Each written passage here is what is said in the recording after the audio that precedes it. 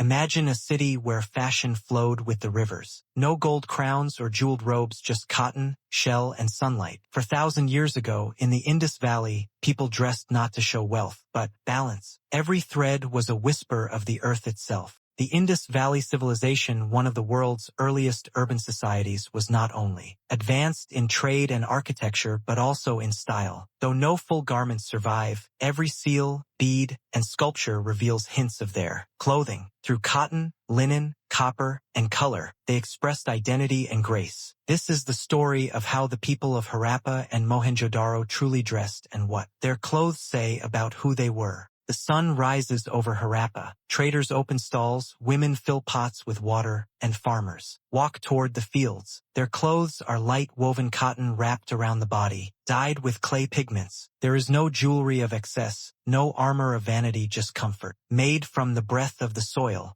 the Indus Valley was among the first civilizations to spin cotton. Farmers plucked soft white bolls, and women spun them into fine threads using wooden spindles. Cotton was called the fabric of peace. It was light enough for summer, strong enough for work, and pure enough for rituals. Behind every home was a small courtyard where cloth met color. Red from madder roots, blue from indigo, yellow from turmeric. Women stirred pots of dye as steam rose into the air. The village smelled of earth and herbs, a living rainbow born from plants. For men, simplicity was pride. They wore short cotton cloths wrapped around the waist, sometimes with a shawl across one shoulder. Feet bare, chest open, every garment made for work, not display. Even the wealthiest wore similar designs, reminding everyone that equality began with the earth beneath them. Women wore long draped garments, often fastened with copper pins and decorated with small beads. The fabric folded softly over the shoulder and waist, allowing movement and modesty. Many added flowers or shells in their hair. Every step shimmered with quiet dignity, beauty woven into simplicity.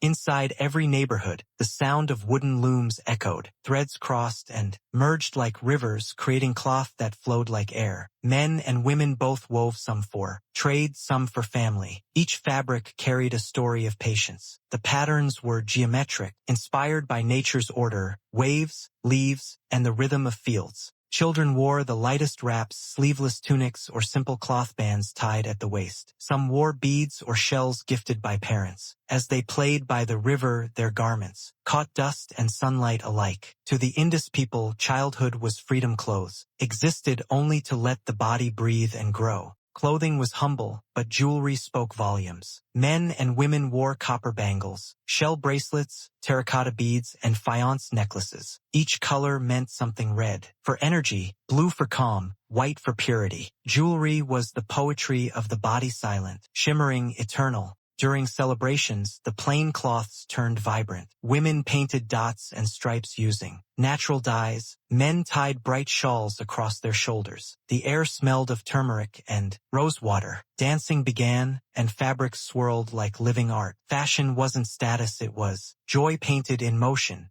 The Indus people didn't just wear beauty, they built it. Metal workers crafted tiny pins and clasps. Beadmakers shaped ornaments from carnelian and lapis lazuli. Tailoring was minimal, but detailing was divine. A single copper brooch or hand-etched bead could transform the simplest cloth into grace. The Indus Valley was a land of heat, dust, and monsoon rain. Their clothing adapted. Perfectly light cotton for summer, thicker woven wraps for cooler nights. People dried wet garments on rooftops while children ran through puddles. Fashion was not luxury, it was survival shaped beautifully. Men often tied their hair into small knots or ponytails. Women braided theirs and held them with copper or ivory pins. Some added fresh flowers before ceremonies. A single pin could mean elegance, devotion, or love. These ornaments turned daily life into art, beauty, without arrogance. Most people walked barefoot, but artisans and traders used simple sandals made from woven reeds or leather straps. The design was plain but practical. Footwear wasn't about fashion, it was about distance. Each pair told a story of journeys through dust, markets, and memories. For rituals and ceremonies, men and women dressed differently. Priests wore clean white, wrapped symbols of purity, while dancers wore dyed shawls decorated with shells and bronze pins. No one was above another. Even the priest's robe was plain, its power drawn for meaning, not wealth. The Indus people loved subtle color. Deep reds, soft yellows, and pale blues ruled their wardrobes. Some hues carried belief: red for life, white for peace. They wore these colors, not to attract eyes, but to balance the spirit. Every shade reflected harmony between body and world. Ships carried cotton and beads from Lothal's ports to Mesopotamia. Traders returned with new dyes, patterns, and ornaments. A bracelet designed from Sumer, a fabric weave from Persia, all merged into the Indus identity. Fashion here wasn't imitation. It was conversation between rivers, cultures, and dreams. While other civilizations chased glitter, the Indus Valley celebrated restraint. A single copper pin could hold more meaning than gold. Their fashion whispered instead of shouting. Simplicity wasn't poverty, it was elegance without excess, grace without arrogance. Theirs was beauty that belonged to everyone.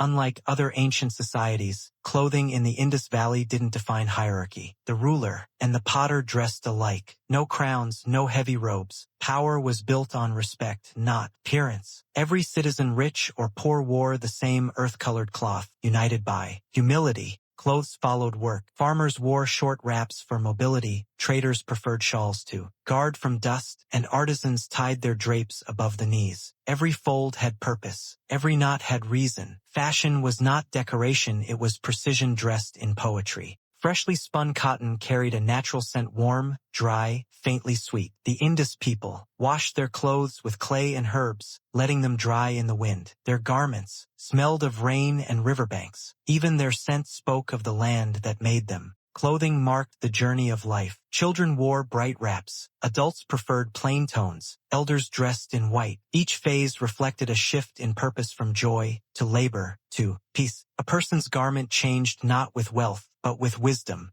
The Indus Valley valued grace, not exposure. Men wrapped cloth over one shoulder. Women draped fabric to cover chest and waist without restricting movement. Modesty was not forced, it was harmony. To cover the body was to honor it, not hide it. During religious rituals, white cloths were worn freshly washed and dried under sunlight. Some sprinkled river water over them before prayer. Clean clothing symbolized a clean mind. It was never about luxury, purity came from effort, not ornament. In winter, people layered their wraps. In summer, they wore single sheets. Some historians believe they used animal wool from trade routes during cold months. Clothes changed with seasons, just as people changed with time, adapting, enduring, always flowing like the river that gave them life. Every garment began as a thread spun by hand, guided by rhythm. The act of spinning was meditative. Women hummed while twisting cotton. Men watched threads stretch like destiny itself. For the Indus people, the fabric connected body, earth, and soul, one thread, binding them all. Archaeologists found tiny terracotta figures wearing draped garments, frozen moments of style in dust. One sculpture shows a man with a shawl over his shoulder, another a woman with beads and a soft fold of fabric. Their clothes survived not in fiber, but in form, immortalized by clay. On ancient seals, carved merchants and priests wear flowing cloths that mirror today's shawls and sarongs. Thousands of years apart, the rhythm of fabric remains the same. Proof that design, when born from comfort and respect, never dies, it only changes shape.